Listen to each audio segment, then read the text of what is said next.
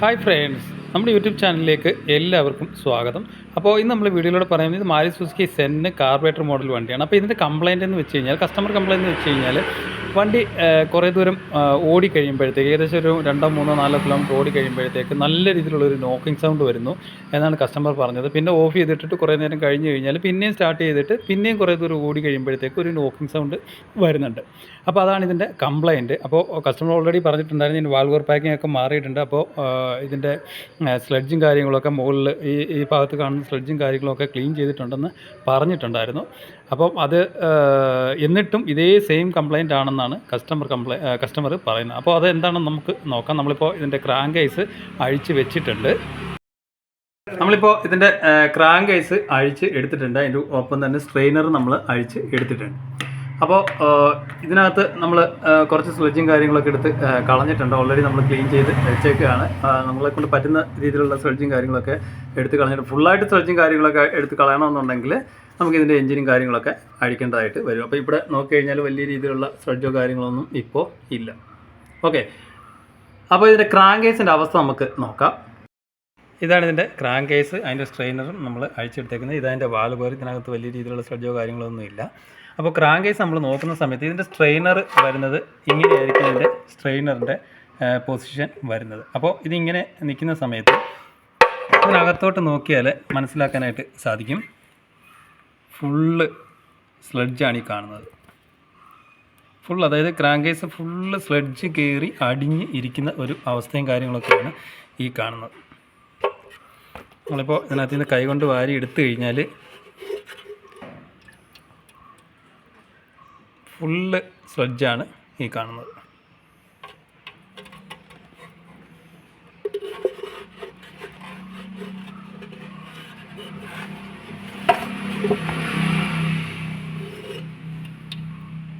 തരി പോലെ സ്ലെഡ്ജും കാര്യങ്ങളുമാണ് ഈ കാണുന്നത്. അപ്പോൾ എന്താണെന്ന് ചോദിച്ചു കഴിഞ്ഞാൽ, സ്ട്രെയിനർ ഇങ്ങനെ നിൽക്കുന്ന അവസരത്തിൽ നമ്മൾ കുറേ ദൂരം ഓടിക്കുമ്പോൾ കറക്റ്റ് മുട്ടിയില്ലെന്ന് പറഞ്ഞുകൊണ്ടാണ് സ്ട്രെയിനർ നിൽക്കുന്നത്.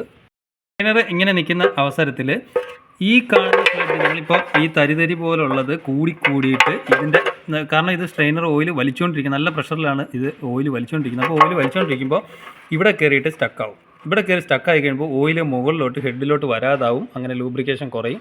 അങ്ങനെ വാൽവിൻ്റെ എഞ്ചിൻ്റെ ക്രാങ്ക് കേസിലോട്ടും അതുപോലെ തന്നെ ഓയിലിൻ്റെ സർക്കുലേഷൻ കുറയും. മുകളിലോട്ട് ഓയിൽ വരാതിരിക്കും. അപ്പോഴത്തേക്ക് ഹെഡ് നല്ല രീതിയിൽ ചൂടാവും. അങ്ങനെയാണ് ഈ എഞ്ചിൻ പിടിച്ച് ആ ഒരു നോക്കിംഗ് സൗണ്ട് മേളിൽ വരാനുള്ള മെയിനായിട്ടുള്ള കാരണം. ഇതിനകത്തോട്ട് നോക്കിയാൽ നല്ല രീതിയിലുള്ള സ്ലെഡ്ജും കാര്യങ്ങളാണ്, നല്ല രീതിയിൽ അഴുക്കും കാര്യങ്ങളാണ് ഇതിനകത്ത് നിൽക്കുന്നത്. ഇങ്ങോട്ട് നോക്കിയാൽ മനസ്സിലാക്കാനായിട്ട് സാധിക്കും. ഇതൊക്കെ കട്ടിക്ക്, ഈ സൈഡിൽ കട്ടിക്ക് ഫുള്ള് നമ്മളിപ്പോൾ 2-3 വട്ടം വാരിയിട്ട് ഇതേ കട്ടിയിലാണ് ഇതിനകത്ത് കിടക്കുന്നത്. ഇങ്ങനെ സൈഡിലോട്ടെല്ലാം നല്ല കട്ടിയിലാണ് കിടക്കുന്നത്.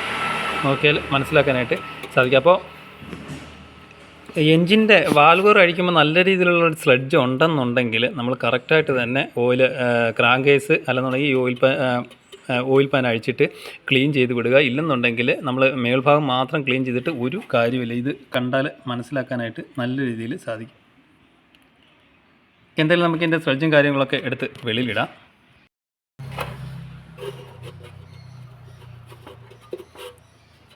ഫുള്ളായിട്ട് നമ്മളിപ്പോൾ നല്ല രീതിയിൽ വാഷ് ചെയ്ത് ഫുള്ള് ക്ലീൻ ചെയ്ത് എടുക്കേണ്ടതായിട്ടുണ്ട്. ഇതിനകത്തോട്ട് നോക്കിയാൽ മനസ്സിലാവും, ഇത്രയ്ക്ക് കട്ടിയിലാണ് കിടക്കുന്നത്. അപ്പോൾ ഇത് നേരെ ഓയിൽ പാൻ ഈ ഒരു രീതിയിലായിരിക്കും ക്രാങ്ക് കേസിൽ നിൽക്കുന്നത്. നേരെ ഇത് ഓയിൽ പാൻ്റെ ബാക്കിലോട്ട് പോയിട്ട് ഫുള്ളായിട്ട് ഓയിൽ നല്ല പ്രഷറിൽ മുകളിലോട്ട് പോകുന്ന സമയത്ത് ഇത് സക്ക് ചെയ്യുമ്പോൾ വെളിയിലുള്ള ഓയിൽ പാനിലുള്ള ക്രാങ്ക് കേസിലുള്ള ഓയിൽ മേളിലോട്ട് ഹെഡിലോട്ട് കയറാതെ വരും. അങ്ങനെ നോക്കിംഗ് സൗണ്ട് വരും. വണ്ടി നിൽക്കാനുള്ള അവസ്ഥയും കാര്യങ്ങളൊക്കെ ഉണ്ടാവും. അപ്പോൾ ഇങ്ങനെ ഉണ്ടെങ്കിൽ, ഇങ്ങനെ കുറേ ദൂരം ഓടിച്ചു കഴിഞ്ഞാൽ വണ്ടി ഉറപ്പായിട്ടും എഞ്ചിൻ പണിയിലോട്ടൊക്കെ അത് പോയെന്ന് വരാം. ഉറപ്പായിട്ടും എഞ്ചിൻ പണി തന്നെ അത് വരും. അത് നോക്കിയാൽ മനസ്സിലാവും, ഫുള്ളായിട്ട് സ്ലെഡ്ജാണ് ഇതിൽ കയറി കിടക്കുന്നത്. അപ്പോൾ ഇനിയും നമുക്ക് ഈ ഭാഗങ്ങളൊക്കെ നല്ല രീതിയിൽ ക്ലീൻ ചെയ്ത് എടുക്കേണ്ടതായിട്ടുണ്ട്. നമ്മളിപ്പോൾ ഇതിൻ്റെ ഓയിൽ പാൻ ഫുള്ളായിട്ട് ക്ലീൻ ചെയ്ത് എടുത്തിട്ടുണ്ട്.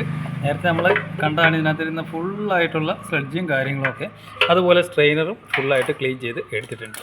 ഓക്കെ, അപ്പോൾ നമ്മൾ ഈ വാൽവറിൻ്റെ പാക്കിംഗ് ഒക്കെ മാറാൻ പോകുന്ന സമയത്ത് വാൽവറിൽ കൂടുതൽ സ്ലെഡ്ജ് ഉണ്ടെങ്കിൽ ജസ്റ്റ് വാൽവറയിലുണ്ടെങ്കിൽ നമുക്കത് ഇളക്കി എടുക്കാം. പക്ഷേ ഹെഡിൻ്റെ മണ്ടയ്ക്ക് അത്രയും രീതിയിലുള്ള സ്ലെഡ്ജ് ഉണ്ടെങ്കിൽ അത് കുത്തി ഇളക്കി താഴോട്ട് വിടാതിരിക്കുക. താഴോട്ട് വിട്ട് കഴിഞ്ഞാൽ ഈ പറഞ്ഞ പോലെ ഇവിടെ എല്ലാം കൂടെ വന്നിട്ട് ഓയിൽ പാനലിൽ വന്നിട്ട് ആ പൊടിയും അഴുക്കും കാര്യങ്ങളും എല്ലാം കൂടെ കിടന്ന് കഴിയുമ്പോഴത്തേക്ക് ഓയിൽ കുറേ ദൂരം ഓടി കഴിയുമ്പോഴത്തേക്ക് സ്ട്രെയിനർ ഓയിൽ വലിക്കാണ്ടാവും. കാരണം ആ പൊടി അഴുക്കും എല്ലാം ഇത് കയറി സ്റ്റക്കായിട്ട് ഇരിക്കും.